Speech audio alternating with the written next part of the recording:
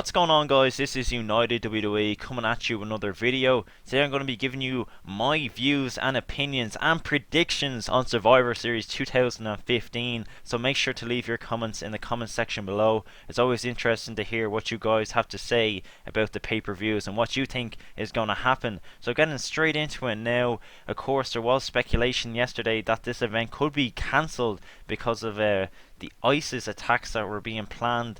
I do not know too much about it, guys. All I know is Triple H has tweeted out this morning. He's given the all clear for the event to go ahead, which is absolutely fantastic.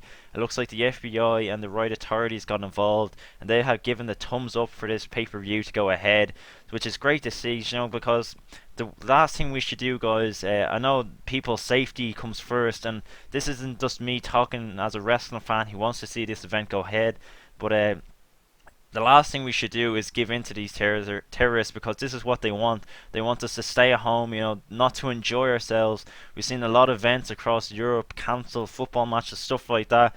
But there's no better way to stand up to these terrorists than to go out and say, fuck you, we're not afraid of you, we're going to go out and enjoy ourselves. And that's what we should do tonight, guys. Enjoy the pay-per-view if you're going, and have a hell of a time, because, let's not lie down to these terrorists. It's the last thing we should do. So getting into my predictions now, guys. We're going to start off with the semi-final matches. So first off, we have Dean Ambrose versus Kevin Owens. Now this is a match I think will steal the show. Of course, we'll have the final later on in the pay-per-view, but Kevin Owens and Dean Ambrose are well able to put on a 5-star match, and I'm really looking forward to this, guys.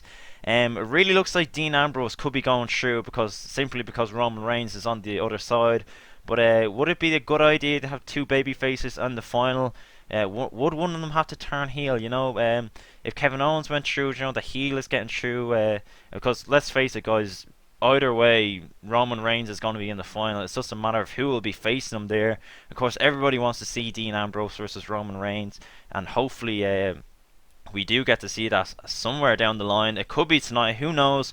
But my money is going to be on Dean Ambrose. As I said, guys, it looks like Kevin Owens, his time is a bit too soon to be going for a championship, but his day will come. I have no doubt about that. It's just at the moment, Dean's been around a bit longer, and of course, simply because Roman Reigns is going to be in the final too. Everybody wants to see Dean Ambrose versus Roman Reigns, but who knows, guys? Kevin Owens could pull off something spectacular tonight, but my money's on Dean Ambrose.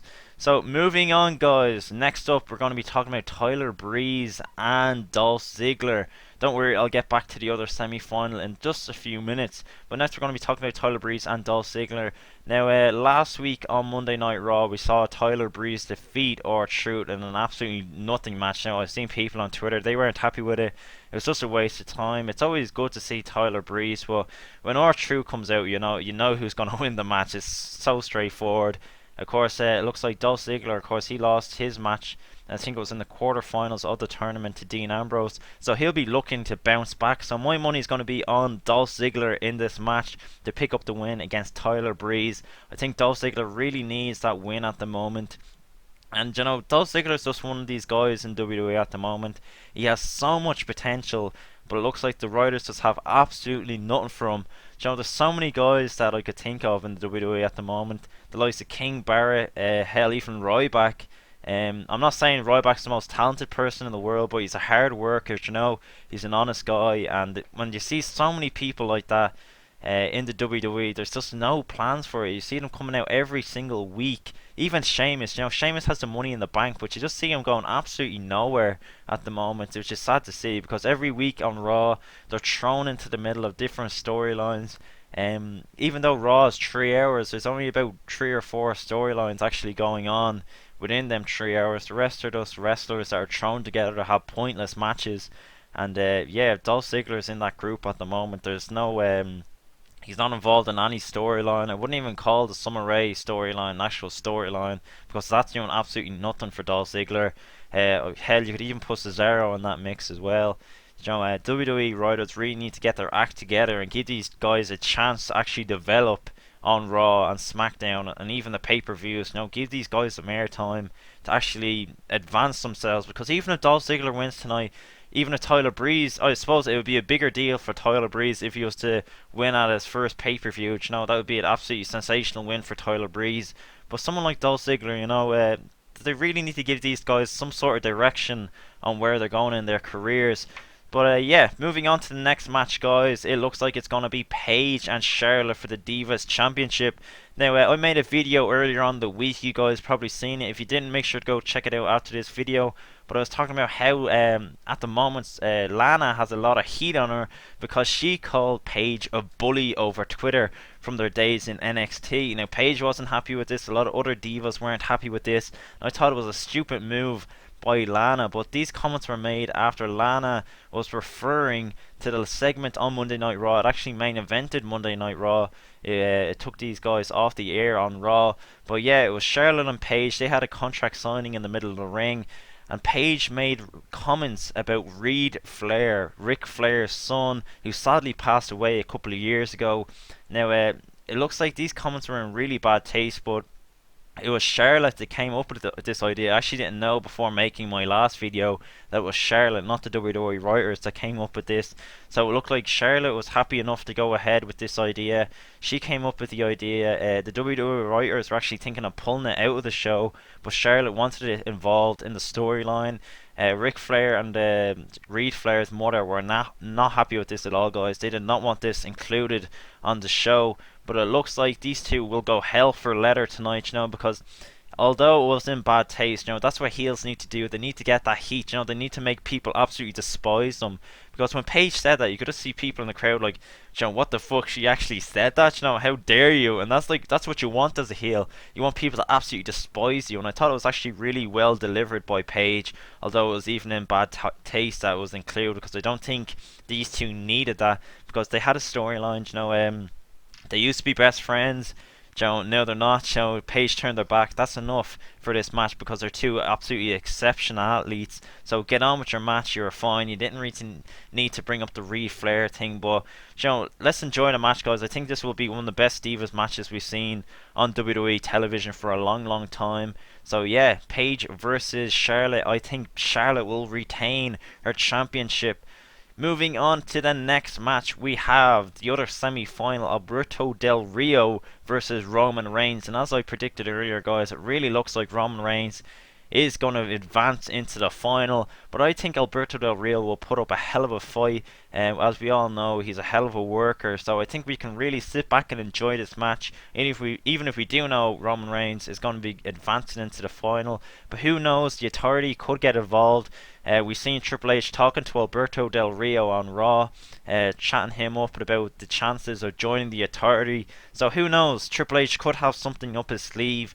And who knows, he could screw Roman Reigns out of this tournament. So we'll have to stay tuned, we'll have to stay on our toes. But if the Authority don't get involved, then everything points at Roman Reigns advancing into the finals. So yeah, my money's on Roman Reigns. Next up, we're going to be talking about the Brothers of Destruction, Kane and The Undertaker versus Bray Wyatt and Braun Strowman. I can't even pronounce his name, so sorry for absolutely butchering that. So it's Brothers of Destruction versus the Wyatt family. 25 years of The Undertaker, guys. Round of applause for The Undertaker. That's absolutely sensational. To think he's actually stayed around that long. Nobody is sick of this guy. I could watch Undertaker for another 50 years. His character's just that good. I'm a massive fan of The Undertaker. And yeah, well done. Absolutely congratulations to you, mate. It's absolutely brilliant to see you still around. And still actually, people are always criticising his in-ring work. But, it's The Undertaker, guys. He can still go. He's a tough son of a bitch. And I think it'll be no difference tonight. I think him and his brother Kane will absolutely tear shit up. And my money is going to be on the Brothers of Destruction. I just can't simply see Undertaker losing on his 25th anniversary. There's a lot of speculation about Sting getting involved in this match if Kane and Undertaker need a partner. I was just thinking, who knows? Possibly the Wyatts could come out, and saying, we're adding Luke and Eric to this match. So Kane and Undertaker are just looking at each other and the lights go out. Sting comes out, he says he's the backup or something like that. I don't know. I think that would be pretty cool to see. But if the match is just 2-on-2, then you have to just look at Kane and Undertaker winning this match. There's no way they're going to let Undertaker lose on his 25th anniversary.